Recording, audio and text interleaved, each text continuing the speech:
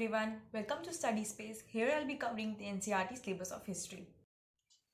So, in this video, we will study chapter 2 of class 9 history, that is the socialism in Europe and the Russian Revolution. Okay, so I'll be explaining this chapter to you through notes. Okay, so let's start the explanation. The age of social change. अब social change कैसे हुआ, कब हुआ, ये जानते हैं. The French revolution opened up the possibility of creating a dramatic change in the way in which society was structured. Not everyone in Europe, however, wanted a complete transformation. Some were conservatives, while others were liberals or radicals. ठीक है, तो French revolution ने काफ़ी लोगों को प्रभावित किया, inspire किया. ये तो हम पहले चैप्टर में पढ़ ही चुके हैं. इसकी वजह से उसने एक पॉसिबिलिटी भी खोल दी थी, पॉसिबिलिटी के दरवाजे खोल दिए थे कि कुछ बड़ा चेंजमेंट सोसाइटी में आ सकता है. और आने जो लोग जी रहे हैं सोसाइटी में, आने वाला वक्त है उसमें काफ़ी बड़ा चेंज आ सकता है. सोसाइटी काफ़ी अलग फॉर्म ले सकती है. ठीक है, यूरोप में हर कोई नहीं चाहता था कि सोसाइटी का कंप्लीट ट्रांसफॉर्मेशन हो जाए, यानी कि सोसाइटी एकदम कंप्लीटली चेंज हो जाए, फुल्ली चेंज हो जाए. ठीक है, उसमें कुछ थे कंजर्वेटिव्स, कुछ रेडिकल्स थे, कुछ लिबरल्स थे. ओके, सो अब हम यही जानेंगे कि कंजर्वेटिव्स कौन थे, लिबरल्स कौन थे, रेडिकल्स कौन थे. ठीक है, ओके, तो जो मैं पर्पल से मार्क कर रही हूँ वो इम्पॉर्टेंट है. ओके, तो अब हम आ गए हुवर कंजर्वेटिव्स. अब कई कंजर्वेटिव्स कौन थे. They resisted change. After the revolution they started accepting change provided it was slow and had links and respected the past. ठीक है, वो चेंज को रेसिस्ट कर रहे थे. ठीक है, कि भाई चेंज ना हो तो ही बढ़िया है, सोसाइटी जैसी है वैसी चलने दो, ऐसा कह रहे थे. ठीक है, पर रिवोल्यूशन के बाद उन्होंने चेंजमेंट्स के को एक्सेप्ट करना शुरू कर दिया. जो सोसाइटी में चेंजमेंट्स हो रहे थे उनको उन्होंने एक्सेप्ट करना शुरू कर दिया, बशर्ते वो चेंजमेंट स्लो होने चाहिए ताकि लोग उसे अडेप्ट कर पाएँ. ठीक है, उसमें घुल मिल पाएँ, और उनमें कुछ लिंक होना चाहिए पास्ट से. जो पास्ट में जो सोसाइटी थी उस सोसाइटी से थोड़ा बहुत लिंक रखना चाहिए उन चेंजमेंट्स को, और जो पास्ट में सोसाइटी थी उसकी रिस्पेक्ट भी करनी चाहिए थी. ऐसा नहीं कि उसकी निंदा कर रहे हैं, उसकी बुराइयां कर रहे हैं, उसको डिसरिस्पेक्ट कर रहे हैं, क्या ये तो बेकार उन्होंने बनाया था ये वो. ठीक है, उससे कुछ सीख ही नहीं ले रहे हैं. ऐसा कुछ नहीं होना चाहिए. ओके, सो ये कुछ पॉइंट्स हैं जो कंजर्वेटिव्स के बारे में बताते हैं कि कंजर्वेटिव्स की क्या सोच थी. ओके, सो मैं पर्पल से मार्क कर रही हूँ, वो इम्पॉर्टेंट है. ठीक है, now, who were liberals? Liberals, they wanted a nation which tolerated all religions. They argued for an elected parliamentary government subject to laws interpreted by a well-trained judiciary that was independent of rulers and officials. They were not Democrats. ठीक है, उनको एक ऐसा nation चाहिए था जो सारे religions को मान्यता दे. ठीक है, उनको सेक्युलर कंट्री चाहिए थी, सेक्युलर नेशन चाहिए था, जैसे अपना इंडिया है. कि सेक्युलर मीन्स होता है कि हम हर एक रिलीजन को जो भी हमारी कंट्री में है या आएगा रहने के लिए, ठीक है, उसको हम पूरी इक्वलिटी देंगे, पूरी मान्यता देंगे, उस रिलीजन की कोई निंदा नहीं करेगा. ठीक है, सब सारे रिलीजन्स को समान अधिकार मिला जाएगा. ठीक है, दिया जाएगा. तो ये ऐसा नेशन वो चाहते थे, सेक्युलर नेशन. ठीक है, तो वो चाहते थे कि जो पार्लियामेंट्री गवर्नमेंट हो वो इलेक्ट हो. ठीक है, और जो वो लॉज बनाए, जो वो रूल्स और रेगुलेशंस बनाए, ठीक है, वो एक वेल ट्रेंड जुडिशरी के द्वारा बनाए गए हों. ऐसा नहीं है कि कोई भी नौसिखिया बना आके वो लॉज बना रहे हैं, रूल्स बना रहे हैं. एक बहुत ही वेल ट्रेंड एक्सपीरियंस्ड जुडिशरी हो जो लॉज बनाए. ठीक है, और वो जुडिशरी में और रूलर्स और ऑफिशियल्स नहीं होने चाहिए, यानी कि कोई राजा या उनके मिनिस्ट्री का कोई भी मेंबर नहीं होना चाहिए. वो रूलर्स और ऑफिशियल से फ्री होनी चाहिए, जो वो जुडिशरी होगी जो लॉज बनाएंगी वो. ठीक है, पर वो डेमोक्रेट्स नहीं थे. ठीक है, लिबरल्स अलग थे, डेमोक्रेट्स अलग थे. ठीक है, इनकी सोच हद तक लिबरल्स से मिल रही है. ठीक है, पर ये डेमोक्रेट्स अलग थे और लिबरल्स अलग थे. लिबरल्स अलग थे डेमोक्रेट्स से, सोच इन लोगों की मिल रही है. ओके, थॉट्स इन लोगों के मिल रहे हैं, डिमांड्स इन लोगों की थोड़ी बहुत मिल रही है, पर ये डेमोक्रेट्स और लिबरल्स अलग अलग हैं. Who were radicals. ठीक है, अब देखते हैं रेडिकल्स कौन थे. They wanted a nation in which government was based on the majority of a countries population. They disliked concentration of property in the hands of a few, not the existence of private property. ठीक है। जो radicals थे उनका ऐसे thoughts थे कि वो चाहते थे कि एक ऐसा देश बने, एक ऐसा नेशन बने जो कि जिसकी government majority of countries population पर बेस्ड हो। ठीक है, फॉर एग्जांपल पीजेंट्स यानी हमारे farmers majority of countries population है। ठीक है, तो उन्हीं के आधार पर उन्हीं के हिसाब से गवर्नमेंट बननी चाहिए क्योंकि वो मेजॉरिटी में है। ठीक है, उनका ऐसा सोच थी, उनका ऐसा मानना था, उनके ऐसे थॉट्स थे। ठीक है, उनको ऐसा लगता था, उनको ये काम नहीं पसंद था कि हम प्रॉपर्टी सिर्फ कुछ लोगों के हाथ में दे दें कि यही प्रॉपर्टी संभालें। ठीक है, तो वो प्राइवेट प्रॉपर्टी के अगेंस्ट थे। वो ये नहीं चाहते थे कि प्राइवेटाइजेशन हो कंट्री में। ठीक है, कि प्रॉपर्टी कुछ लोगों के हाथ में हो, कुछ लोग ही प्रॉपर्टी के मालिक हो। वो ये चाहते थे कि प्रॉपर्टी जो है वो गवर्नमेंट के अंडर होनी चाहिए ताकि गवर्नमेंट सबका भला करे बराबरी से, वो गरीबों को छोड़े ना। ठीक है, गरीबों का ज़्यादा भला करे, ठीक है, अमीरों का थोड़ा कम। ठीक है, वो ऐसा चाहते थे रेडिकल्स, उनके ऐसे थॉट्स थे।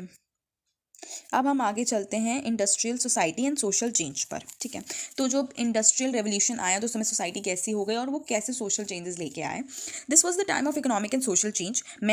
Women and children were pushed into factories for low wages.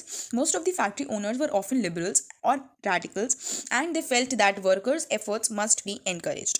ठीक है, तो जब इंडस्ट्रियल रेवोल्यूशन आया तो ऑफ कोर्स फैक्ट्रीज़ में, इंडस्ट्रीज़ में लेबरर्स की ज़रूरत पड़ती थी। तो जो आदमी, औरत, बच्चे बहुत कम तनख्वाह में इंडस्ट्रीज़ में, फैक्ट्रीज़ में रखे जा रहे थे। ठीक है, कम तनख्वाह में उनसे काम कराया जा रहा था। ठीक है, और जो ज़्यादातर फैक्ट्री ओनर्स थे वो लिबरल्स और रेडिकल्स थे, और उनको ऐसा लगता था कि उनका ऐसा मानना था कि जो लेबरर्स हैं, जो वर्कर्स हैं, जो हमारी फैक्ट्री में, इंडस्ट्रीज़ में काम कर रहे हैं, उनके जो एफर्ट्स हैं, उनकी जो मेहनत है, उसको एनकरेज करा जाना चाहिए, यानी उसको बढ़ावा देना चाहिए। ठीक है, ऐसा उनका मानना था, ऐसी उनकी सोच थी। ठीक है, तो इस समय काफ़ी इकोनॉमिक और सोशल चेंजेस आ रहे थे यूरोप में क्योंकि इंडस्ट्रियल रेवोल्यूशन भी आया था और साथ ही साथ फ्रेंच रेवोल्यूशन भी साइड बाय साइड आ गया था।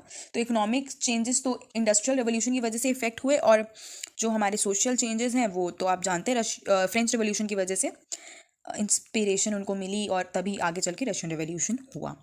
ओके, तो अब यूरोप में आ गया सोशलिज्म। ठीक है, तो socialist were against private property. They had different visions of the future. Some believed in cooperatives. Karl Marx and Friedrich Engels added that industrial society was capitalist. ठीक है, तो जो हमारा सोशलिज्म था वो यूरोप में आ चुका है, आ गया था। अभी जिस समय की हम लोग बात करें उस समय तक आ गया था। ठीक है, तो जो सोशलिस्ट थे वो प्राइवेट प्रॉपर्टी के अगेंस्ट थे, वो प्राइवेटाइजेशन के बेसिकली अगेंस्ट थे। तो सोशलिज्म और कैपिटलिज्म दो फॉर्म्स होते हैं इकोनॉमी के। ठीक है, तो ये सोशलिज्म वाला है। रशिया शुरू से ही सोशलिज्म को प्रमोट करता आया है, और यूएसए जो है, हमारा अमेरिका जो है, वो कैपिटलिज्म को प्रमोट करता आया है। ठीक है, तो वो लोग जो जितनी भी प्रॉपर्टी वगैरह होती हैं वो सब सोशलिज्म में गवर्नमेंट ओन करती है। ठीक है, और सबको अपनी हैसियत के हिसाब से अमीर को कम, गरीब को ज़्यादा हेल्प करती है। ठीक है, और कैपिटलिज्म में क्या होता है कि वहाँ पे सब प्राइवेट होता है, अपना अपना होता है, अपना मैनेज करो, अपना कमाओ, अपना खाओ। ठीक है, सरकार से एकदम लिमिटेड उम्मीद रखो कि वो कुछ करेगी आपके लिए, ऐसा होता है। ठीक है, तो उनके थोड़े कुछ अलग, सोशलिस्ट के थोड़े अलग विजन्स थे। उनका सोचने का, उनका देखने का नज़रिया अलग था सोसाइटी को। ठीक है, उनको कोऑपरेशन में बिलीव था कि ठीक है कि सब मिलजुल के कोऑपरेट करके, कॉम्प्रोमाइज़ करके साथ में चलें। ठीक है, तो जो हमारे कार्ल मैक्स और फ्रीडरिक एंगल्स थे, ये इंडस्ट्रियल सोसाइटी को कैपिटलिस्ट सोसाइटी कहते थे, जो कि सही भी है। वो प्राइवेटाइजेशन की तरफ थोड़ा ज़्यादा झुका हो जाता है इंडस्ट्रियल सोसाइटी। इंडस्ट्रियल जो भी काम होता है वो प्राइवेटाइजेशन की तरफ ज़्यादा झुका हुआ होता है। ठीक है, इसलिए तो ऐसे कुछ डिफरेंसेस देखने को हमें मिल रहे थे सोसाइटी में। ओके, सो अब हम आगे चलते हैं। अब हम देखते हैं कि सोशलिज्म को कैसे सपोर्ट मिला। ठीक है, by the 1870s socialist ideas spread through Europe. Workers in England and Germany began forming associations to fight for better living and working conditions. ठीक है, 1870 होते होते जो सोशलिस्ट आइडियाज़ थे वो ज़्यादातर सारे यूरोप में फैल गए। ठीक है, और जो इंग्लैंड और जर्मनी में जो वर्कर्स थे उन्होंने तो अपनी कुछ संस्थाएं भी बनानी शुरू कर दी ताकि वो अपनी लड़ाई लड़ सके कि हमें थोड़े बेटर, ठीक है, लिविंग और वर्किंग कंडीशंस मिलनी चाहिए कि हमें भी थोड़ी बहुत सोसाइटी के वो एज अ मेंबर सपोर्ट किया जाए, भाई हमारे भी अधिकार हैं, हमें भी थोड़ा अच्छे ढंग से रहने का, खाने पीने का, काम करने का अधिकार है। हम रोबोट्स तो है नहीं कि दिन भर काम करते रहेंगे, ठीक है। तो वो अपने अपने राइट्स के लिए लड़ने लगे थे। Okay, workers. तो जो मैं मार्क करती जा रही हूँ वो इम्पॉर्टेंट है, सो प्लीज़ आप उसे मिस मत करिएगा। आपको कुछ ना समझ में आए तो आप पूछ सकते हैं, कमेंट कर सकते हैं। Okay, the Russian revolution in 1914, Nicholas two ruled the Russian Empire. The Russian Empire, including territory around Moscow, current day Finland, Latvia, okay, and Lithuania, Estonia, parts of Poland, Ukraine, and Belarus. Okay, so जो Russian empire है उसमें क्या क्या आता था, ठीक है। तो फिनलैंड आता था, लैटविया आता था, लिथुएनिया आता था, एस्टोनिया आता था, पोलैंड आता था, यूक्रेन आता था और बेलारूस आता था। Okay, Belarus. और ये जो रशियन रेवोल्यूशन हुआ वो निकोलस टू, जो हमारे किंग थे उस समय, रूलर थे रशियन एम्पायर के, उनके अंडर ये रशियन रेवोल्यूशन हुआ था 1914। ओके, तो ये हमारा इंपॉर्टेंट पॉइंट है कि भाई हमारा रशियन रेवोल्यूशन किस रूलर के अंडर हुआ, ठीक है। और उस समय रशियन एम्पायर में कौन कौन सी टेरिटरीज आती थी, ठीक है। तो एक आप ये ध्यान में रख सकते हो। Okay, so economic and society during Russian empire. अब हमारे रशियन एम्पायर जो हमारे किंग थे निकोलस टू, उनके अंडर हमारी रशियन सोसाइटी कैसी थी, इकोनॉमिकली भी और ऐसे सोशली भी, ठीक है। About 85% of the Russian empire's population earned their living from agriculture. The industry was limited in number, workers were divided into groups, but they did unite to strike work when they were dissatisfied. Peasants had no respect for nobility, very unlike the French peasant. ठीक है, तो हमारी जो 85% of population थी Russia की, वो अपना खर्चा एग्रीकल्चर से कमाई करके निकाल रहे थे, खेती बाड़ी से निकाल रहे थे। 85% ऑफ पॉपुलेशन का जो लिविंग का सोर्स था वो हमारा एग्रीकल्चर था, खेती बाड़ी थी, ठीक है। तो 85% लोग क्या हुए, पीजेंट्स की कैटेगरी में, फार्मर्स की कैटेगरी में आए, ठीक है। तो इंडस्ट्री जो थी वो लिमिटेड थी, जितनी भी फैक्ट्रीज थी वो लिमिटेड थी नंबर्स में, क्योंकि उसी समय नया नया इंडस्ट्रियल रेवोल्यूशन आया था, तो कितनी ही फैक्ट्रीज बन जाएंगी, ठीक है। तो जो वर्कर्स थे फैक्ट्री के, उनको ग्रुप्स में डिवाइड कर दिया गया था, ठीक है। पर जब उनको स्ट्राइक करनी होती थी, ठीक है, तो वो लोग साथ में यूनाइट होकर स्ट्राइक करते थे। जब भी वो डिससेटिस्फाई होते थे, उनको ऐसा लगता था कि हमें हम पर अत्याचार हो रहा है, या हमें कोई राइट्स अपने नहीं दिए जा रहे हैं, हमसे ज़्यादा काम कराया जा रहा है, कम तनख्वाह दी जा रही है, हमसे ज़्यादा घंटे काम कराया जा रहा है, 12-14 घंटे काम कराया जा रहा है, इसलिए जब वो डिससेटिस्फाई होते थे तो वो स्ट्राइक कर देते थे कि हम काम ही नहीं करेंगे, ठीक है। वर्क स्ट्राइक कर देते थे, तो वो सब वर्क स्ट्राइक करते थे, तो सारे वर्कर्स इकट्ठा होके ही करते थे, ठीक है। पीजेंट्स के पास नोबिलिटी के लिए कोई रिस्पेक्ट नहीं थी। ऑफ कोर्स जब आप उनका भला नहीं करोगे तो वो क्यों आपकी रिस्पेक्ट करेंगे, पीजेंट्स, ठीक है। उन जब नोबिलिटी को नहीं दया आती थी पीजेंट्स को, तो पीजेंट्स को नोबिलिटी की क्यों इज्जत करेंगे पीजेंट्स भाई, ठीक है। Respect to give it and to get it. Respect का तो एक सिंपल सा फंडा होता है, respect to give it and to get it. जब आप उन्हें इंसान ट्रीट ही नहीं करोगे तो वो सामने वाला क्यों आपको इंसान की तरह ट्रीट करेगा, ओके, ठीक है। तो ऐसा ही फ्रेंच पीजेंट्स के साथ भी होता था, सब जानते हैं कि उनको भी कोई सपोर्ट नहीं मिलता था, ओके। सो हमें ये याद रखना है, 85% पॉपुलेशन थी जो एग्रीकल्चर पे चलती थी, इंडस्ट्री लिमिटेड है नंबर में, और जो वर्कर्स हैं उनको ग्रुप्स में डिवाइड कर दिया गया है, बट जब उनको वर्क स्ट्राइक करनी होती थी तो वो साथ में एकजुट होकर वर्क स्ट्राइक करते थे, okay. And they had no respect for nobility, very unlike the French peasants. अब हम आ जाते हैं दूसरे पॉइंट पे। Russian peasants were the only peasant community which pooled their land and their commune divided it, ठीक है। रशियन पीजेंट्स एक सिर्फ ऐसे पीजेंट्स थे जो अपनी कम्युनिटी को खुद पूल करते थे, खुद अपना लैंड को ओन करते थे, ठीक है, और अपने कम्यून में डिवाइड करते थे कि भाई इतना हिस्सा तुम ले लो, इतने हिस्से पे तुम मेरे हिस्से पे काम कर लो, या फिर ये कर लो। उनको ही ऐसे अधिकार थे, ऐसे अधिकार रशियन पीजेंट्स को ही थे, सिर्फ फ्रेंच पीजेंट को भी नहीं थे, okay. Sorry, I'm very weak at drawing lines. Okay, now we come to the next topic which is socialism in Russia. अब रशिया में सोशलिज्म कैसे आया पहले पढ़ते हैं.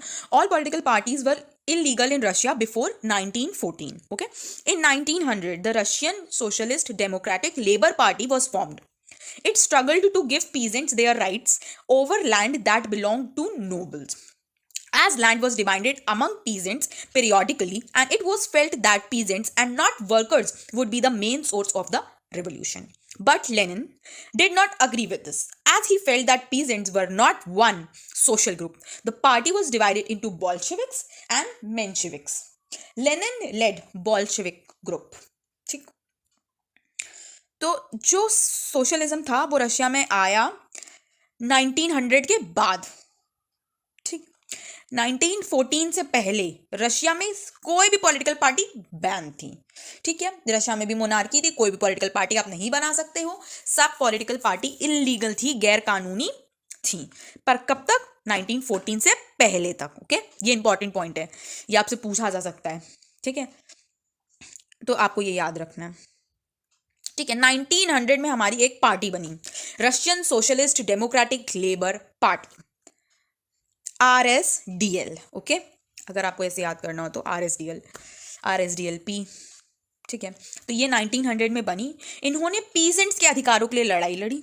ठीक है, और उनको अपने अधिकार अपने लैंड पर दिलाए, जो लैंड नोबल्स को बिलोंग करते थे, जो लैंड पर नोबल्स राज करते थे, वो लैंड असल में थे पीजेंट्स के. तो उन्होंने वो उनके अधिकार दिलवाए कि भैया ये दे दो उनको लैंड उनके. तो उनको उनके लैंड मिल गए पीजेंट को. ठीक है, तो जो लैंड थे वो पीजेंट्स में डिवाइड कर दिए गए. ठीक है, पीरियोडिकली, मतलब इतने समय के लिए इस पीजेंट के पास रहेंगे, इतने समय के लिए इस पीजेंट के पास रहेंगे, ऐसे करके डिवाइड कर दिया. ठीक है, तो हमें ऐसा लगता था कि पीजेंट्स यानी हमारे फार्मर्स ही मेन सोर्स है रेवोल्यूशन का. ये जो रशियन रेवोल्यूशन हो रहा है, जो बदलाव आ रहे हैं रशियन सोसाइटी में, ठीक है, उसका मेन कारण वर्कर्स ना हो के पीजेंट्स हैं, यानी हमारे फार्मर्स हैं. क्यों ऐसा लग रहा था? क्योंकि वो मेजॉरिटी ऑफ पॉपुलेशन थे पीजेंट हमारे. ठीक है, और मेजॉरिटी है तो उनकी डिमांड जल्दी फुलफिल कर दी गई, जैसे उनको लैंड जल्दी दे दिए गए. ठीक है, इसलिए ऐसा लग रहा था कि वो मेन सोर्स ऑफ रिवोल्यूशन है, ना कि वर्कर्स. ओके, सो पर लेनिन जो थे हमारे लीडर लेनिन, वो इस बात से अग्री नहीं करते थे. ठीक है, तो उनको ऐसा लगता था सिर्फ पीजेंट्स ही एक सोशल ग्रुप नहीं है, वर्कर्स भी हैं. भैया हमें वर्कर्स के लिए भी कुछ करना चाहिए. ठीक है, वो भी हमारे Russian socialist democratic labour party के मेंबर थे लेनिन. तो उनको ऐसा लगता था कि भाई पीजेंट्स ही एक हमारा सोशल ग्रुप नहीं है, हमें वर्कर्स के लिए भी कुछ ना कुछ तो करना ही पड़ेगा. इसलिए पार्टी में मतभेद हुआ और पार्टी दो पार्ट्स में बट गई, बॉल्शेविक्स और मेंशेविक्स. ओके, तो जो लेनिन थे वो बॉल्शेविक ग्रुप लीड कर रहे थे. ओके, तो पार्टी कैसे और क्यों बटी, इसका रीजन भी आप जान ले. पार्टी में मतभेद हो गया क्योंकि सिर्फ पीजेंट्स के हक के लिए बात हो रही थी, उनकी लड़ाई लड़ी जा रही थी और वर्कर्स के लिए कुछ नहीं हो रहा था. इसलिए लेनिन ने सोचा भैया ये गलत हो रहा है, हमें वर्कर्स के लिए भी कुछ करना चाहिए. तो वो बॉल्शेविक्स और मेंशेविक्स में बट गई पार्टी, और जो हमारे लेनिन थे वो बॉल्शेविक ग्रुप के लीडर बन गए. ठीक है, अब हम आ जाते हैं हमारे नेक्स्ट टॉपिक पे. अ टर्ब्यूलेंट टाइम, द 1905 रिवोल्यूशन. अब भैया ये टाइम आया कि जो 1905 में रेवोल्यूशन हुआ. अब उस रेवोल्यूशन में क्या खास था देख लेते हैं हम लोग. Liberals wanted the end of the autocracy of the Tsar. They worked towards demanding a constitution during the revolution of 1905. Bloody Sunday. In 1904, prices of essential goods rose so quickly that real wages declined by 20%. When 4 members of the Putilov Iron Works were dismissed, there was a call for industrial action. Over 110,000 workers in St. Petersburg went on strike demanding a reduction in working hours and increase in wages. This procession was attacked by the police of Cossacks. Okay? Over 100 workers were killed. Strikes took place as a reaction. People demanded a constituent assembly. अब 1905 में एक revolution हुआ. Liberals का ऐसा कहना था कि अब ये जो हमारी ऑटोक्रेसी है यानी किंगशिप है ज़ा की, उसको हटा दिया जाए. TSAR. ठीक है, ये लिखा हुआ है, इसका प्रोनाउंसिएशन होगा ज़ा. ठीक है, ZAA, ज़ा. Got it. तो जो जा है उसकी ऑटोक्रेसी का एंड हो जाए, किंगशिप का एंड हो जाए, ऐसा लिबरल्स डिमांड कर रहे थे, ऐसा वो चाह रहे थे। ओके, ठीक है। तो वो कॉन्स्टिट्यूशन की डिमांड रख रहे थे, ठीक है, कि अब भैया बहुत हो गया, अब रशिया में कॉन्स्टिट्यूशन आना चाहिए, ठीक है। 1905 के रिवॉल्यूशन की उनकी मेन डिमांड थी कॉन्स्टिट्यूशन। उनका मेन काम था, उनका मेन फोकस था कि भैया अब रशिया में कॉन्स्टिट्यूशन आएगा, ठीक है। तो ब्लडी संडे, संडे को कुछ ऐसा हुआ जिसकी वजह से संडे का नाम, एक इवेंट हुआ, कुछ ऐसा इंसिडेंट हुआ, कुछ ऐसा हादसा हुआ जिसकी वजह से संडे, ब्लडी संडे नाम से एक पॉपुलर इंसिडेंट बन गया। ओके, तो 1904 में क्या हुआ कि जो हमारे एसेंशियल गुड्स थे, यानी कि रोजमर्रा की चीजें जो थी, जो जरूरत की चीजें थी, उनके प्राइसेस बढ़ा दिए गए, ठीक, इतने बढ़ा दिए गए कि वो 20% वेजेस डिक्लाइन करने लगी, ठीक है। मतलब फॉर एग्जाम्पल, आप 100 रुपए का 20% कितना होगा, ठीक है, 100 रुपए का 20% होगा 20 रुपीज, ठीक है। तो अब मान लो आपकी आमदनी है 100 रुपए और प्राइजेस बढ़ गए, 120 रुपए बढ़ गए और 120 पहुंच गए, तो आप कैसे अफोर्ड करोगे? 20% रियल वेजेस से आगे प्राइजेस बढ़ा दिए गए, ठीक है। तो उनकी मतलब प्राइजेस ऐसे बढ़ाए गए उन वेजेस के हिसाब से नहीं, बट जो वेजेस उनको दी जा रही थी उसके हिसाब से वेजेस कम दिखने लगी कंपैरिजन में। आप फॉर एग्जांपल टी और कॉफ़ी का एक एग्जांपल ले लेते हैं। जैसे कि मानते हैं कि चाय हमारी है 10 रुपए की और कॉफ़ी भी है 10 रुपए की, ठीक है। तो अगर चाय हो गई 15 रुपए की, ठीक है, और कॉफ़ी के दाम वही 10 रुपए हैं, तो फिर भी कंपैरिजन में चाय महंगी लगेगी ना कॉफ़ी से, ठीक है। कॉफ़ी सस्ती लगेगी, भले ही कॉफ़ी के दाम बढ़े नहीं है ना घटे हैं, पर कॉफ़ी सस्ती लगेगी चाय के मुकाबले, क्योंकि चाय के दाम बढ़े हैं, ठीक। अब ऐसे ही इसके साथ हुआ, वेजेस उतनी की उतनी ही है, ठीक है, वेजेस वहीं की वही है, और जो गुड्स हैं उसके प्राइस बढ़ गए, ठीक। वेजेस के ना कम हुई ना ज़्यादा हुई, वेजेस उतनी ही हैं, और जो एसेंशियल गुड्स हैं उसके प्राइस बढ़ गए, तो वेजेस तो कम लगेंगी ना एसेंशियल गुड्स के प्राइस के मुकाबले। ऐसा ही कुछ हुआ वहाँ पे, ठीक है। तो इस वजह से लोगों ने डिमांड शुरू कर दी, ठीक है। प्यूटिलव आयरन वर्क्स के 4 मेंबर्स थे जिनको डिसमिस कर दिया गया, और इंडस्ट्रियल एक्शन का कॉल, ठीक है, इंडस्ट्रियल एक्शन का ऐलान कर दिया गया, और कुछ 1,10,000 वर्कर्स, ठीक है, सेंट पीटर्सबर्ग गए स्ट्राइक करने के लिए। कैसी स्ट्राइक करने के लिए? जिसमें स्ट्राइक में 2 डिमांड थी, रिडक्शन ऑफ वर्किंग आवर्स, यानी हमारे वर्किंग आवर्स कम करो, और हमारी वेजेस, हमारी तनख्वाह बढ़ाओ, ठीक है। इतना कुछ हुआ। ओके, कहानी समझ में आई आपको? कैसा क्यों हुआ, किस लिए ये एक्शन लिया गया, क्यों लोग इतने परेशान हो गए? ओके, कुछ ना समझ में आया तो मैं आप लोगों को बार बार बोलती हूँ कि प्लीज़ आप इसे कमेंट बॉक्स में नीचे मेंशन कर सकते हो, ठीक है। Okay, I will answer it, and जो मैं मार्क करती जा रही हूँ उसे नोट कर लिया करो, ठीक है, वो इम्पॉर्टेंट है। This procession was attack by the police and Cossacks. तो फिर ये भाई, अब प्रोसेशन को तो ख़त्म करना था, स्ट्राइक को ख़त्म करना था, तो पुलिस और कोसेक्स ने हमला कर दिया, ठीक है। तो जिसमें कि 100 वर्कर्स मर गए थे, ठीक है। जो स्ट्राइक हो रही थी वो पहले नॉन वायलेंटली हो रही थी, अब वायलेंस में होने लगी, ठीक है। उसके बाद पीपल ने अब कॉन्स्टिट्यूएंट असेंबली की डिमांड शुरू कर दी कि हटाओ, अब उनका मेन मोटिव आ गया, उनका मेन फोकस आ गया, कॉन्स्टिट्यूएंट असेंबली बना के दो अब हमको, ठीक है। इसकी वजह से इस इवेंट को ब्लडी संडे बोला गया, 100 वर्कर्स मर गए थे, ठीक है। तो अब हम इसके नेक्स्ट पॉइंट पे आ जाते हैं। The tsar allowed the creation of an elected consultative parliament और Duma. Okay, the Tsar dismissed the first Duma within 75 days and announced the election of the second Duma. The Tsar constituted the third Duma with conservative politicians. अब jar ने बोला कि हम एक elective consultative parliament और जिसको डूमा बोला गया उसकी इजाज़त आपको देते हैं, हाँ बना लो, एक कंसल्टेटिव पार्लियामेंट बना लो कि जो हमारा अपना कंसल्ट दे सकता है हमको, ठीक है, हमारा अपना कंसल्ट दे सकता है, वो बना लो, ठीक है। तो भैया हो ही वोटिंग, पहला डूमा बना, उसको उन्होंने डिसमिस कर दिया 75 डेज के अंदर, हटा दिया, ठीक है, और बोला कि अब सेकंड डूमा के लिए इलेक्शंस करो। फिर वो सेकंड डूमा को भी हटा दिया, ठीक है। फिर बोला थर्ड डूमा के लिए इलेक्शंस करो। थर्ड डूमा में उन्होंने कंजर्वेटिव पॉलिटिशियंस रखे, जो कंजर्वेटिव्स थे, जो उनके साइड पे थे, ठीक है, वो उन्होंने एज अ पॉलिटिशियंस रख लिए, ठीक है। मनाना ना मनाना एक ही बात है, ठीक है। कंजर्वेटिव्स जो थे, जो मैंने आपको पहले बताया, वो तो चेंज के थोड़ा खिलाफ ही थे। उनको ऐसा लगता था कि भैया चेंज हो तो स्लो हो, एकदम से ना हो, ठीक है।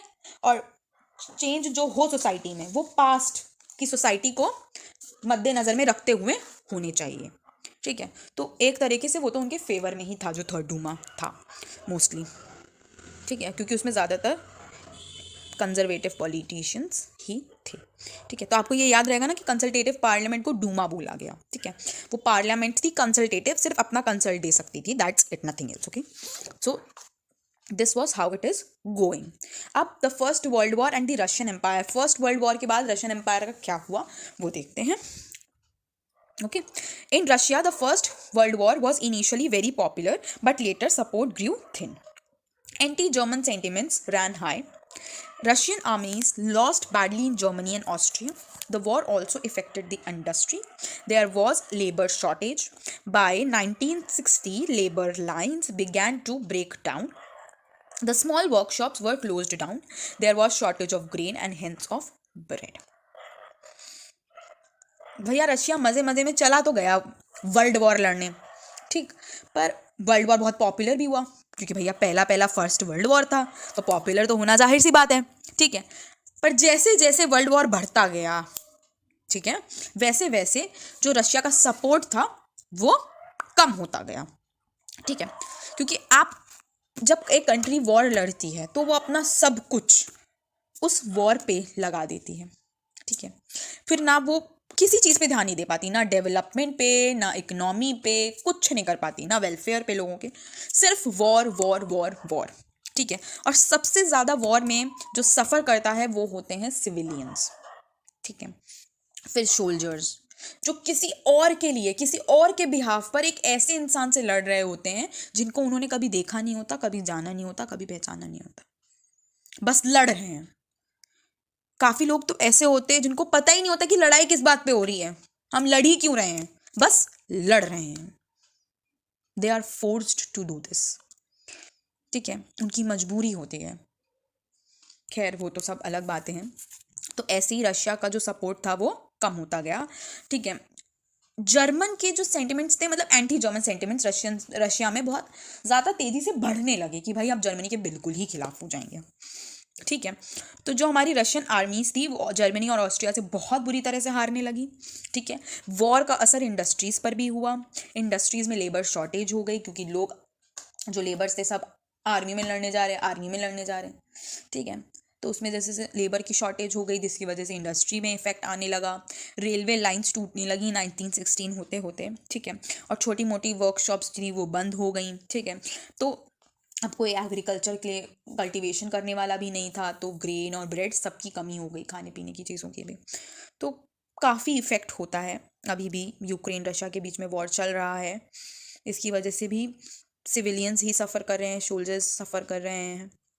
गवर्नमेंट का क्या जा रहा है, वो तो बस उन्होंने वॉर अनाउंस कर दिया और वो पैसा लगा रही हैं, वॉर लड़ो, उनको थोड़ी ना खाने की कमी होगी, कमी तो सिविलियंस को होगी ना खाने वाने की।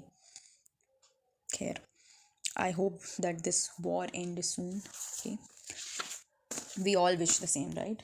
Yeah. February Revolution in Petrograd. ठीक है, अब पेट्रोग्राड में फेब्रवरी रिवोल्यूशन हुआ। ये एक्चुअली फेब्रवरी रिवोल्यूशन इसलिए नाम पड़ा क्योंकि ये फेब्रवरी में हुआ था। पेट्रोग्राड जगह का नाम है, पेट्रोग्राड, ओके। इसमें क्या क्या इवेंट्स हुए, हम उन इवेंट्स पे फोकस करेंगे, ओके। तो in the winter of 1917 Petrograd was grim, ठीक है। There was a food shortage in the quarters of workers on 22nd actually. There's a mistake, not TH की जगह ND होना चाहिए ना, ओके। TH की जगह क्या होना चाहिए, ND, सॉरी, हाँ। सो प्लीज़ आप लोग ND कर लो, okay.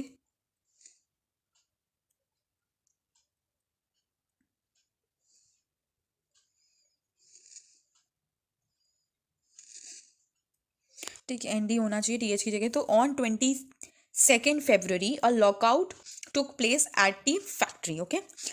Workers of 50 other factories joined in sympathy. Women also led and participated in the strikes. They came to be called the International Women's Day. The government imposed a curfew. On 24th and 25th, the government called out the cavalry and police to keep an eye on them. On 25th February, the government suspended the Duma and politicians spoke against this measure. On 27th February, the police headquarters were ransacked. Cavalry was called out again. An officer was shot at the barracks of a regiment and other regiments mutinied. Voting to join the striking workers gathered to form a Soviet or council. This was the Petrograd Soviet. अब सर्दियों में 1970 की जो Petrograd था वो बहुत ही भयंकर हो गया. क्यों भयंकर हो गया? क्योंकि वहाँ पे फूड की बहुत भारी मात्रा में शॉर्टेज हो गई थी वर्कर्स के क्वार्टर्स में. उनको खाने पीने को नहीं मिल रहा था. ठीक है, तो फैक्ट्री में 22 फरवरी को लॉकआउट अनाउंस कर दिया गया. ठीक है, और जो 50 दूसरी फैक्ट्री के भी वर्कर्स थे उन्होंने भी ये स्ट्राइक ज्वाइन कर ली सिंपथी में कि भाई ये तो गलत बात है, हमें इनका साथ देना चाहिए, इनको खाना नहीं मिल रहा है. वुमेन ने भी पार्टिसिपेट किया स्ट्राइक्स में और इनको इंटरनेशनल वुमेन डे बोल दिया गया. ठीक है, ओके. सो ये इंपॉर्टेंट है कि वहाँ पे शॉर्टेज हो गई तो ऐसा स्ट्राइक हुई, फिर लोगों ने ज्वाइन किया सिंपथी में, और वुमेन का एक एक्टिव पार्टिसिपेशन है वो. इसका एक अलग से क्वेश्चन आता है. ठीक है, फ्रेंच रिवोल्यूशन में भी मैंने पढ़ाया आप लोगों को, रशियन रिवोल्यूशन में भी आया कि जस्ट एक्सप्लेन इन ब्रीफ और give a brief description of the participation of women in the revolution. ठीक है, ऐसे करके क्वेश्चंस आते हैं, तो ये पॉइंट्स आप नोट करते जाइए, आपके लिए हेल्पफुल रहेंगे. आप इन पॉइंट्स में आंसर्स लिख सकते हो एग्जाम्स में. ओके, तो गवर्नमेंट ने कर्फ्यू लगा दिया. ठीक है, 24 और 25 को गवर्नमेंट ने कैवलरी को और पुलिस को बोला कि भैया इन पे नज़र रखो, ये कोई स्ट्राइक व्राइक ना करें, वायलेंस ना फैलाएं हमारे देश में.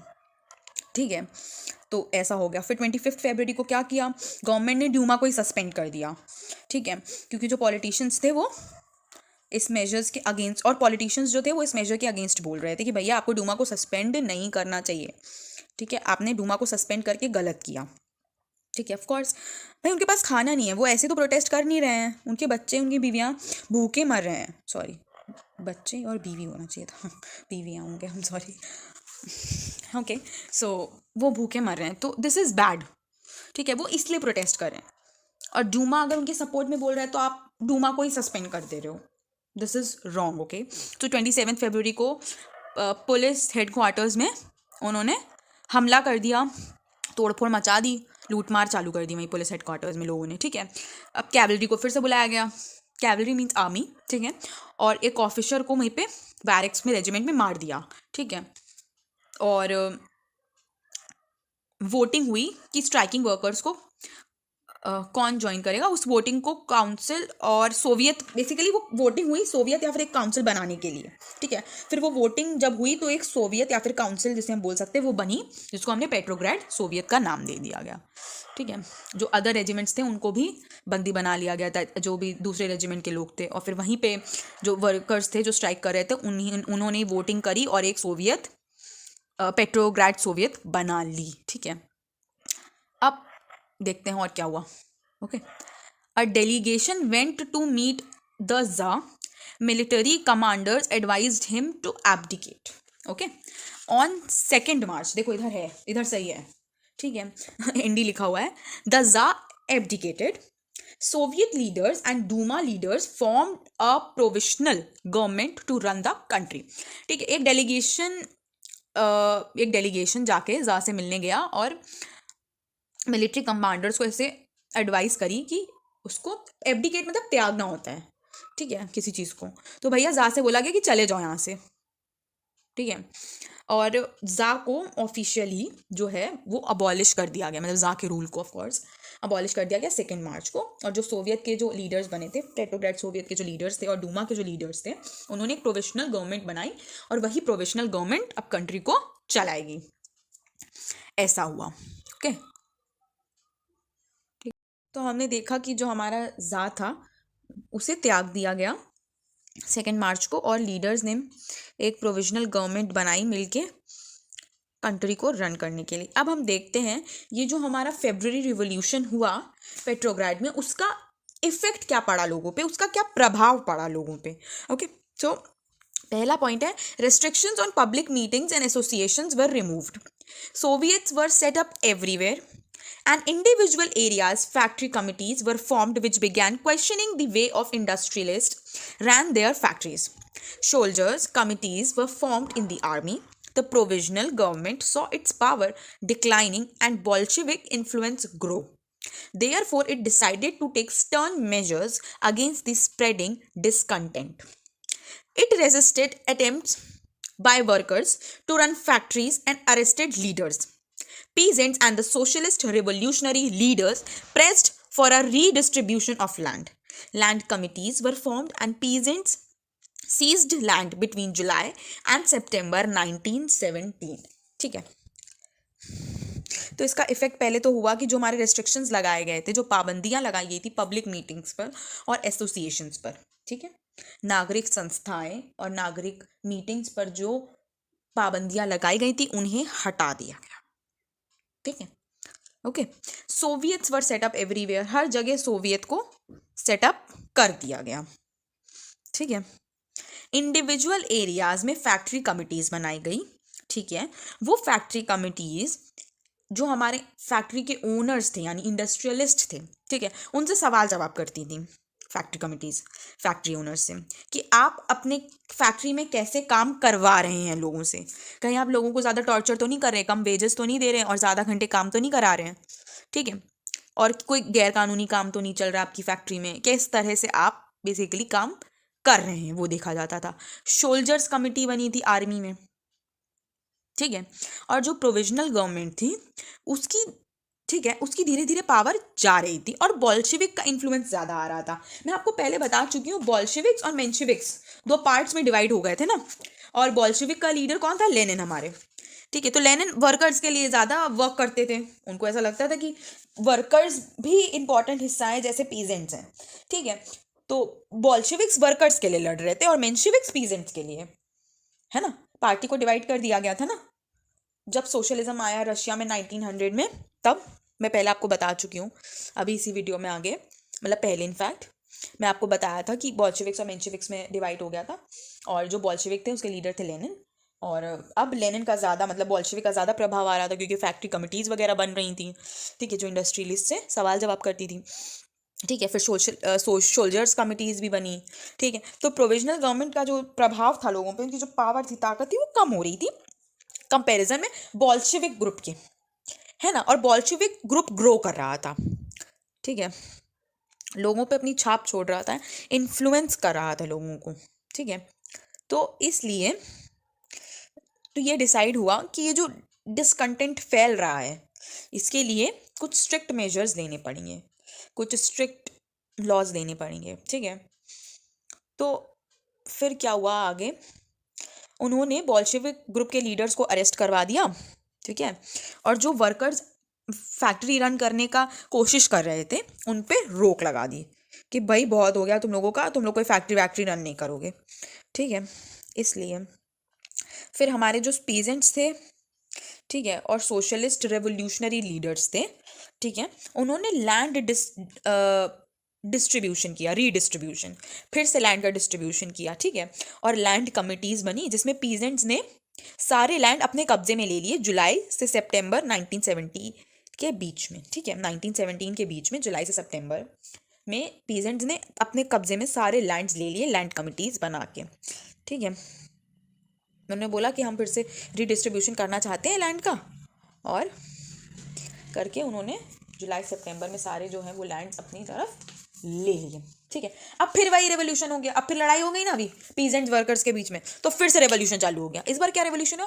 Revolution of October 1917। ये रेवोल्यूशन कब हुआ? अक्टूबर में, इसलिए इसको कहा गया द रेवोल्यूशन ऑफ अक्टूबर 1917 में हुआ, जब उन्होंने लैंड सीज कर लिए। किसने सीज कर लिए? पीजेंट्स ने, ठीक है, ओके। तो ये जो मैंने आप बता रही हूँ मैं आपको, ये जुलाई से सितंबर 1917 के बीच में लैंड्स पीजेंट्स ने सीज कर लिए, ये सब इंपॉर्टेंट पॉइंट्स है जो आपको लिखने हैं, ओके। तो प्लीज़ इन्हें याद कर लीजिएगा, और कोई भी डाउट हो तो आप अपना डाउट मेंशन कर सकते हो नीचे कमेंट बॉक्स में, ओके। तो अब इसमें भी हम यही चीज़ पढ़ेंगे, इस रेवोल्यूशन के इवेंट्स और इफेक्ट्स, ठीक है, कि इस रेवोल्यूशन में हुआ क्या और लोगों पर इसका क्या इफेक्ट पड़ा, ओके। तो पहले हमारा आ जाते हैं पहले पॉइंट पे, वो है on 16 October 1917 Lenin Lenin persuaded the Petrograd Soviet and Bolshevik party to agree to a socialist seizure of power. ठीक है. A military revolutionary committee was appointed by the Soviet to organize seizure. Okay. Uprising began on 24th October. Prime Minister Kerensky left the city to summon troops. Okay. Pro-government troops were sent to take over telephone and telegraph offices and protect the Winter Palace. In response, Military Revolutionary Committee ordered to seize government offices and arrest the ministers. The Aurora ship shelled the Winter Palace. Other ships took over strategic points. By night, the city had been taken over and ministers had surrendered. All Russian Congress of Soviets in Petrograd approved the Bolshevik action. By December, the Bolsheviks controlled the Moscow-Petrograd area. ठीक है. अब भैया revolution किसने चालू किया ये वाला? बॉल्शेविक्स ने. बॉल्शेविक्स में कौन थे? वर्कर्स. उन्होंने क्या किया? अक्टूबर 1917 में, देख लेते हैं इवेंट्स अब. अक्टूबर 1917 में लेनिन ने पेट्रोग्राड सोवियत और बोल्शेविक पार्टी को एक सोशलिस्ट सीजर ऑफ पावर के लिए अग्री किया.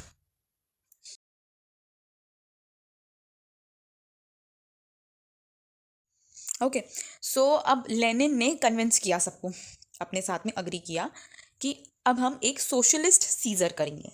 ठीक है. सोशलिस्ट गवर्नमेंट बनाएंगे, रशिया को सोशलिस्ट कर देंगे पूरा, और जो पावर है रशिया कंट्री की पूरी पावर हम अपने हाथ में ले लेंगे, उस पर कब्जा कर लेंगे.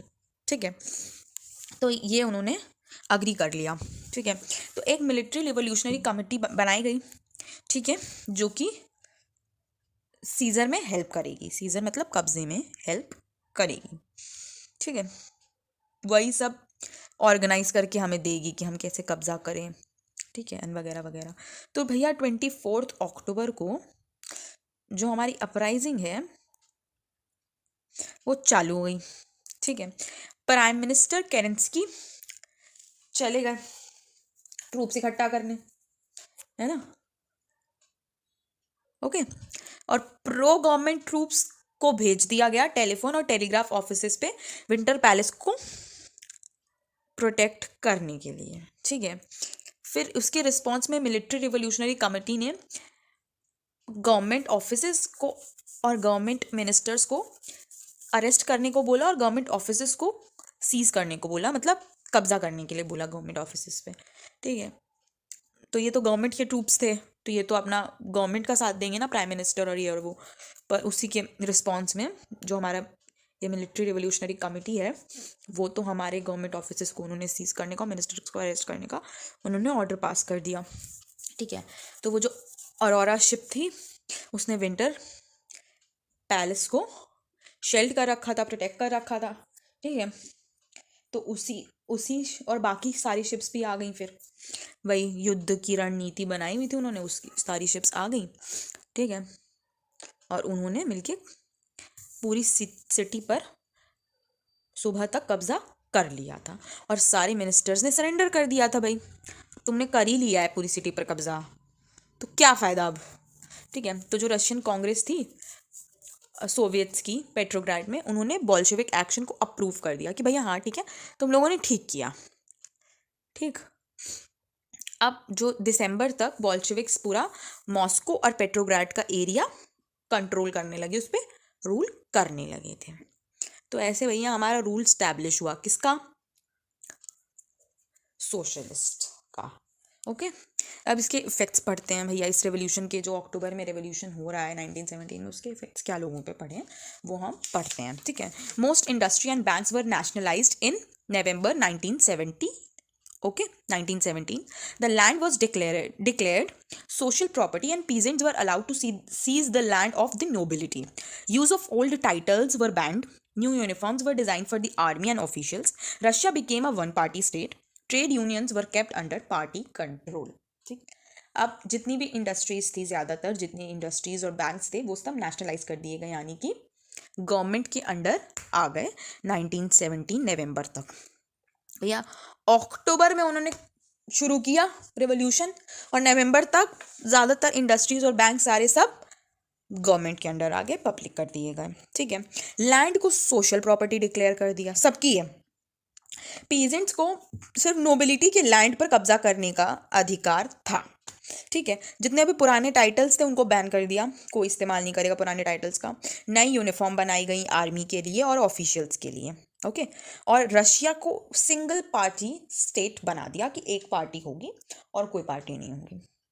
रूलिंग पार्टी, पॉलिटिकल पार्टी, एक ही पॉलिटिकल पार्टी होगी और कोई पॉलिटिकल पार्टी नहीं होगी, ठीक है। और जो हमारे ट्रेड यूनियंस थे उसको भी उसी वन पार्टी रूल के अंडर कंट्रोल किया जा रहा था। इन शॉर्ट उसे भी गवर्नमेंट ही कंट्रोल करी थी। अब देखते हैं सिविल वॉर। सिविल वॉर के बारे में हम लोग पढ़ते हैं। Civil war, the Bolsheviks ordered land redistribution, ठीक है। The Russian army began to break up on non-Bolshevik socialists, liberals and supporters of autocracy condemned the Bolshevik uprising. They were supported by French, American, British and Japanese troops. All these fought a war with Bolsheviks. Okay. अब जो हमारे बॉल्शेविक्स थे उन्होंने फिर से कहा कि हम फिर से लैंड रीडिस्ट्रीब्यूशन करेंगे, फिर से लैंड का रीडिस्ट्रीब्यूशन करेंगे। तो उसमें रशियन आर्मी को ये कुछ खास बात पसंद आई नहीं, तो उन्होंने बोला नहीं भाई ऐसा तो नहीं होगा, अब बार बार लैंड डिस्ट्रीब्यूशन नहीं होगा, ठीक है। तो इतने में जो सोशलिस्ट थे, पर बॉल्शेविक्स वाले नहीं, मेंशेविक्स वाले, याद है ना, वो भी सोशलिस्ट ही थे पर वो पीजेंट्स के साइड वाले सोशलिस्ट थे, ठीक है। और जो लिबरल्स थे, सपोर्टर्स ऑफ ऑटोक्रेसी, मतलब जो किंगशिप के सपोर्ट में थे, नोबिलिटी के लोग, ठीक है, उन्होंने बॉल्शेविक की निंदा करना शुरू कर दिया, ठीक है, कि भैया अब बहुत हो गया बॉल्शेविक्स का, अब इनका राज नहीं चलेगा, अब इनका राज नहीं चलेगा, ठीक है। उनको फ्रेंच, अमेरिकन और ब्रिटिश और जापानीज आर्मी ने सपोर्ट भी किया, ठीक है। ये जितनी भी कंट्रीज थी ये सब या तो ऑटोक्रेसीज वाली थी, जैसे ब्रिटिश को देख लो, ठीक है, और जापानीज को देख लो, और जो हमारी अमेरिकन थी वो कैपिटलिस्ट थी, इसलिए सपोर्ट नहीं करी थी सोशलिस्ट को, ठीक है। और फ्रेंच भी एक तरीके से कैपिटलिस्ट ही है, उसमें भी कुछ इतना सोशलिज्म का आया नहीं था, ओके। वो उन्होंने सिर्फ इतना ही, वो इक्वलिटी, लिबर्टी और फ्रेटर्निटी, ये तीन जो थे वो मेन उनके राइट्स थे, ठीक है। तो ये सब सपोर्ट करने लगे इन लोगों को बॉल्शेविक अपराइजिंग में, ठीक है, ठीक है। और इनसे फिर लड़ाई झगड़ा हुआ, खूब दंगा, वॉर लड़ी गई, युद्ध लड़ा गया, बॉल्शेविक से इन लोगों ने मिलकर युद्ध लड़ा, ठीक है, सिविल वॉर जैसे हम बोलते हैं, ठीक है। मेकिंग अ सोशलिस्ट पार्टी, ठीक है, सोशलिस्ट पार्टी बनी। The Bolsheviks kept industries and banks nationalised during the civil war. Civil war के दौरान भी बॉल्शेविक्स ने इंडस्ट्रीज और बैंक्स को नेशनलाइज्ड ही रखा, ठीक है, यानी अंडर गवर्नमेंट ही रखा, ठीक है। Rapid construction and industrialisation started, बहुत जल्दी जल्दी इंडस्ट्रीज का कंस्ट्रक्शन शुरू हो गया, एकदम बहुत क्विकली सब होने लगा, okay. And extended schooling system developed, ठीक है, बहुत अच्छा स्कूलिंग सिस्टम डेवलप होने लगा, ओके। ये सब चीज़ें हुई सोशलिस्ट सोसाइटी में, ठीक है। स्टेलिन एंड कलेक्टिव फार्मिंग, ठीक है। Stalin believed that rich peasants and traders stocked supplies to create shortage of grains, hence collectivisation was the need of the hour. Okay. Those farmers who resisted collectivization were punished, deported or exiled. Okay, exiled. Okay. तो अभी इधर क्या हुआ, जो Stalin हमारे आए, ये नए लीडर थे, ये हमारे नए सोशलिस्ट लीडर थे। देखो सोशलिस्ट का रूल अभी भी है रशिया में, ठीक है, सोशलिस्ट रूल नहीं खत्म हुआ सिविल वॉर में। सिविल वॉर जो हुई थी वो सोशलिस्ट के बीच में ही हुई थी, पर वो जो सोशलिस्ट हुई थी वो थी बॉल्शेविक्स और मेंशेविक्स, दो पार्ट्स में डिवाइड हो गए थे ना सोशलिस्ट वाले पार्टी वाले, ठीक है, तो उनके उसमें हुई थी, ठीक है। सोशलिस्ट का जो सिविल वॉर हुआ था वो सोशलिज्म टू सोशलिज्म ही लड़ा गया था, वो सपोर्टर्स अलग अलग थे, बॉल्शेविक्स और मेंशेविक्स। तो भैया जो बॉल्शेविक्स थे यानी वो हार गए, लेनिन वाले, और जो मेंशेविक्स के लीडर्स थे, जो नए नए सोशलिस्ट लीडर थे, वो स्टेलिन थे, स्टेलिन, ओके। तो वो स्टेलिन आ गए। स्टेलिन को लगता था कि जो बड़े ट्रेडर्स और पीजेंट्स हैं, ठीक है, वो जानबूझ के सप्लाई रोकते हैं ताकि ग्रेन्स की शॉर्टेज हो, ठीक है। इसकी वजह से आपस में लड़ाई के चक्कर में, इसलिए उनको लगता था कि सामूहिकता से हम लोगों को काम करना चाहिए, ठीक है, इसलिए इससे सबकी ज़रूरतें पूरी होंगी, ठीक है। वो यूनिटी में बिलीव रखते थे, सामूहिकता में, एक साथ, कलेक्टिवाइजेशन जिसे बोलते हैं, ठीक है। तो फार्मर्स ने तो पहले विरोध किया कलेक्टिवाइजेशन का, ठीक है, कलेक्टिवाइजेशन का विरोध जिन्होंने किया उनको या तो पनिशमेंट मिली या डिपोर्ट कर दिया गया, मतलब कंट्री से बाहर निकाल दिया गया। एग्जिल्ड मतलब भी कंट्री से बाहर निकाल दिया उन लोगों को जिन्होंने विरोध किया स्टिल इनका कि कलेक्टिवाइजेशन नहीं होगा, ये नहीं होगा, वो नहीं होगा। जिन पीजेंट्स ने ऐसा बोला उनको बाहर ही निकाल दिया उन्होंने, भाई हटो, कंट्री में ही नहीं रहने देंगे तुमको। ठीक है, इससे ग्लोबल इन्फ्लुएंस क्या पड़ा अब वो जान लेते हैं हमारे रशियन रेवोल्यूशन से। In many countries communist parties were formed by the time of the outbreak of the second world war. The USSR had given socialism a global face and world stature. Okay, by the end of the 20th century the international reputation of the USSR as a socialist country had declined। ठीक है, काफ़ी countries में communist parties बनी। ठीक है, वे socialist parties जो socialism का support करती थी, कम्युनिस्ट पार्टीज़ बनी। ठीक है, सेकेंड वर्ल्ड वॉर के जैसे शुरुआत हुई थी उस समय तक जो USSR था हमारा, यानी रशिया और उसके साथ में जितने भी इलाके थे, यूक्रेन, ये सब यूक्रेन और लाटविया और Estonia and all that countries I told you ना, जब मैं स्टार्टिंग में पढ़ा रही थी कि कौन कौन आता था उसके अंडर में, एक्सेट्रा एक्सेट्रा, वो सारी कंट्रीज़, मॉस्को वगैरह, Finland, Moscow, Latvia, Lithuania, Estonia, Poland, Ukraine, Belarus, ठीक है, ये सारी कंट्रीज़ आती। तो वो सब मिलके उनको USSR बोलते थे हम लोग। ठीक है, सोवियत यूनियन शॉर्ट फॉर्म। ठीक है, वो सब सोशलिज्म का था क्योंकि रशिया के अंडर ये पूरा हिस्सा आता था, उसको बोलते थे USSR। ठीक है, जैसे United states of America USA है, अमेरिका भी तो नॉर्थ साउथ में है, तो उनको यूनाइटेड स्टेट्स ऑफ अमेरिका बोलते हैं क्योंकि एक ही में रूल चलता है, वैसे ही इनको USSR बोलते थे। तो इन्होंने सोशलिज्म को एक ग्लोबल फेस दे दिया था, वर्ल्ड में फैला दिया था। ठीक है, सेकेंड वर्ल्ड वॉर होते होते, और एक कोई स्टेटस दे दिया था सोशलिज्म को कि हाँ सोशलिज्म एक अच्छी चीज़ है जो गवर्नमेंट हेल्प करती है गरीब लोगों की।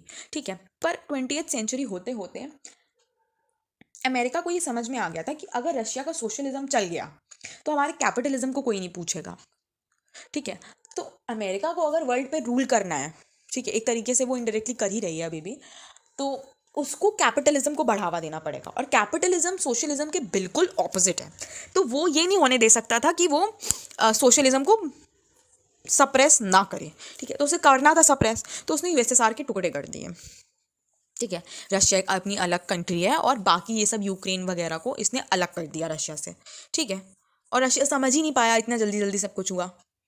ठीक है, इसीलिए आज तक रशिया इसमें है कि हम फिर से अपनी सोवियत यूनियन बने और सोशलिज्म पूरे वर्ल्ड में स्प्रेड करें, पर अमेरिका के चलते ऐसा हो नहीं पा रहा है। ठीक है, और रशिया भी अब बेकाबू हो गया है, तो वो यूक्रेन पर वॉर हमला कर रहा है, उस पर कब्जा करना चाहता है। ठीक है, वैसे war is not a solution for anything. अब हो गए टुकड़े तो हो गए, जैसे हमारे इंडिया के भी तो कितने टुकड़े हुए हैं, नेपाल अलग हो गया, भूटान अलग हो गया, बांग्लादेश अलग हो गया, पाकिस्तान अलग हो गया। तो ऐसे थोड़ी ना हम लोग भी इकट्ठा करके पूरा इंडिया को ऐसा यूनाइट कर लें और नहीं हमको चाहिए ही चाहिए। अब उस समय भी आपकी मर्ज़ी से ही हुआ था जो हुआ था, और अभी भी आपकी मर्ज़ी से ही हो रहा है जो हो रहा है। War is not a solution. Civilians को बहुत ज़्यादा इम्पैक्ट पड़ता है, और रशिया जो कि सोशलिज्म को सपोर्ट करती है, वो तो सोशलिज्म तो पूरा सिविलियंस पे ही बेस्ड है कि गरीब की कैसे मदद करे गवर्नमेंट, सब कुछ गवर्नमेंट के अंडर हो, तो गवर्नमेंट रूल करेगी तो सबको अब उसका हिस्सा देगी, उसका प्रॉफिट मिलेगा। ठीक है, तो वो तो सिविलियंस को ही इतना ज़्यादा महत्व देता है सोशलिज्म, तो पता नहीं रशिया क्यों ऐसा कर रहा है कि वो वॉर डिक्लेयर हो गया है और ये सब हो रहा है। खैर, इसमें हम लोग इंपॉर्टेंट देख लेते हैं, ये ग्लोबल इन्फ्लुएंस है अभी हमारा। ठीक है, सोशलिज्म फैल गया वर्ल्ड में और 20th सेंचुरी तक सोशलिस्ट कंट्री डिक्लाइन हो गई, उसकी इंटरनेशनल वैल्यू रेपुटेशन चली गई क्योंकि USSR के टुकड़े हो गए। Okay, so this is the end of our second chapter. Okay, Thanks for watching. The notes of the related topic are given in the description box below. Please like, share and subscribe.